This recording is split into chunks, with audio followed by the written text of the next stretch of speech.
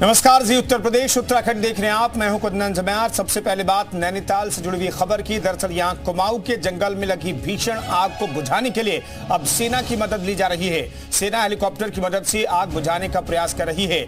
जानकारी के मुताबिक कुछ इलाकों की आग पर काबू भी पा लिया गया है।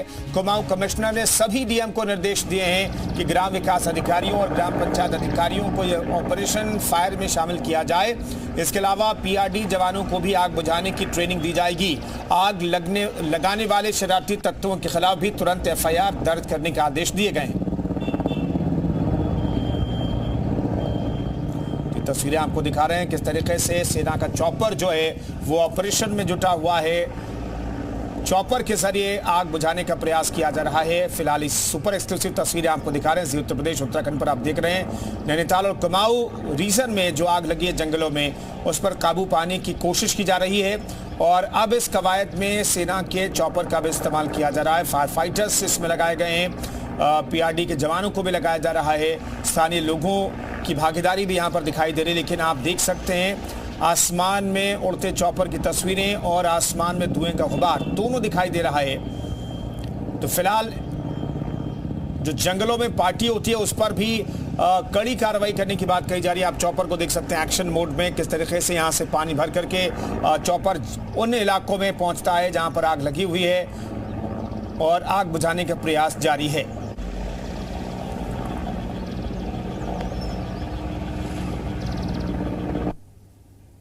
जंगलों की आग हमारे लिए बहुत चुनौती है और लगातार आग बढ़ी है।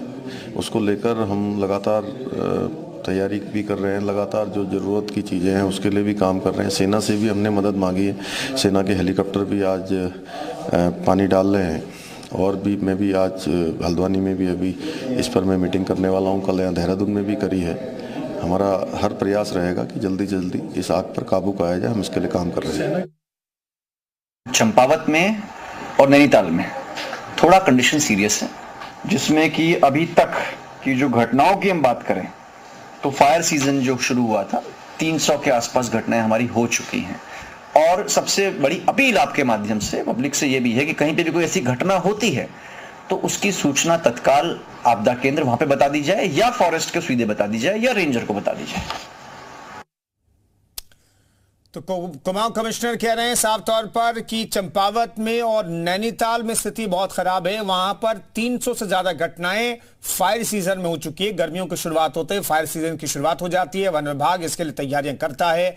करोड़ों का बजट अलग से आग पर काबू पाने के लिए रखा जाता है। लेकिन फिर भी इस तरीके की स्थिति अगर पैदा हो रही है तो कहां पर दिक्कत है। सुरेंद्र डसीरा हमारे सहयोगी इस खबर पर बातचीत करने के लिए जुड़ रहे हैं।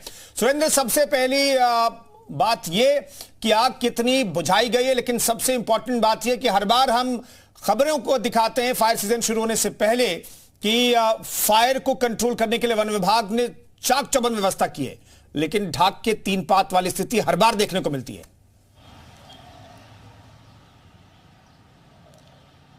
देखिए बिल्कुल कुंदन, सबसे पहले मैं फायर पर अपडेट दे देता हूं। नैनीताल में पाइन्स का जो पूरा जंगल है, इसके अलावा रडार स्टेशन जो सेना का पूरा हमारा सिस्टम, डिफेंस सिस्टम का रडार स्टेशन है उसके पास, और मनोरा के जंगल, इन सभी जगह में देर रात में काफ़ी आग लगी थी। सेना के जवानों ने भी आग बुझाई है, फायर की टीम ने आग बुझाई है, फॉरेस्ट की टीमों ने आग बुझाने की कोशिश की है।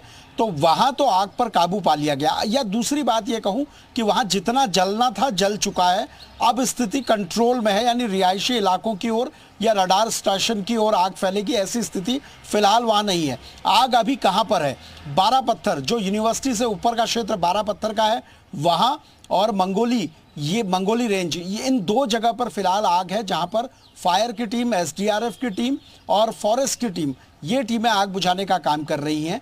एक बड़ी चीज़ ये है कि नैनीताल झील और भीमताल झील दोनों में बोटिंग को रोका गया है। उसका कारण ये है कि जो वाटर लिफ्ट किया जा रहा था वो भीमताल झील से किया जा रहा है। पहले कल नैनीताल से इसका प्लान बना था कि MI-17 नैनीताल से वाटर लिफ्ट करेगा, लेकिन तकनीकी चीज़ें इस तरह की हैं कि भीमताल से ज़्यादा सूटेबल MI-17 को ये लगा है, वायुसेना की टीम को। तो वहाँ से वाटर लिफ्ट किया जा रहा है। दोनों जगह फिलहाल एहतियात के तौर पे बोटिंग रोकी गई, क्योंकि जब इस तरह के ऑपरेशन चलते हैं तो आप चाहते हैं कि आपको उस तरह का माहौल भी मिले। दूसरी बड़ी बात यह है कि आज मुख्यमंत्री खुद हल्द्वानी में है, तो वो सारी चीज़ों को मॉनिटर भी कर रहे हैं। कमिश्नर ने जिस तरह से बताया स्थिति सिचुएशन सीरियस है, बिल्कुल सीरियस है, क्योंकि नैनीताल ऐसा क्षेत्र है जो पूरी तरह से जंगलों से घिरा हुआ क्षेत्र है और जब आग लगती है तो वो आपको बड़ा नुकसान देती है। पूरा नैनीताल जो अपनी खूबसूरती के लिए जाना जाता है, वहाँ इस समय धुएं का पूरा गुबार है जो स्थिति है। लेकिन एक राहत की खबर कुंदन ये है कि मेरे कैमरा पर्सन आपको दिखाएंगे, मेरे ठीक पीछे देखिए उत्तराखंड में जगह जगह पर बारिश शुरू हो चुकी है। मैं देहरादून में मौजूद हूं तो अभी यहां पर थोड़ा बारिश रुकी है, जगह जगह पहाड़ों पर बारिश हो रही है और अगर ये बारिश होती है, अगर ये बारिश बढ़ती है तो नमी बढ़ेगी। जो जंगल ड्राई हो रहे हैं, आग तेजी से लग रही है, वो थोड़ा कम लगेगी। एक राहत की बात ये जरूर है, लेकिन ये बारिश फिलहाल नैनीताल के आसपास के क्षेत्रों में नहीं हो रही है, लेकिन चाहे चमोली हो, उत्तरकाशी हो, देहरादून हो, पौड़ी हो, अन्य क्षेत्रों में ये बारिश हल्की हल्की हो रही है। तो जहां भी आग लगी है उसको बुझाने में ये कारगर सिद्ध होगी। दूसरी बड़ी बात जो आपने कहा, हर बार करोड़ों रुपए का बजट फॉरेस्ट डिपार्टमेंट के लिए होता है, दावे किए जाते हैं, लेकिन स्थिति यह है कुंदन, 600 से ज्यादा आग की घटनाएं पूरे प्रदेश में हो चुकी हैं। 600 हेक्टेयर से माफ कीजिएगा 700 हेक्टेयर से ज्यादा जंगल जलकर खाक हो चुके हैं। एक व्यक्ति घायल हो चुका है, एक व्यक्ति की मौत हो चुकी है और जंगली जानवरों के नुकसान की फिलहाल खबर नहीं है। तो आप समझ सकते हैं कि दावे भले ही किए जाते हों, लेकिन हर साल हम जंगलों की आग से नुकसान झेलते हैं। बिल्कुल सुरेंद्र, बने रहिए। तो नैनीताल नगर पालिका के जो अधिकारी हैं वो क्या कुछ कह रहे हैं ये भी हम आपको सुनवाते हैं। हमारे पास इंफॉर्मेशन आई थी, मेन हमारे पास ये आया था कि वायुसेना की तरफ से जो आई थी हेलीकॉप्टर आग बुझाने के लिए, तो उन्हें परमिशन चाहिए थी नैनीताल से पानी जाने के लिए, तो उसकी हमें सूचना आई थी। तो हमने उस क्रम में ही यहाँ पे वो किया था तथा यहाँ पे जो है बोटिंग बंद कराई थी।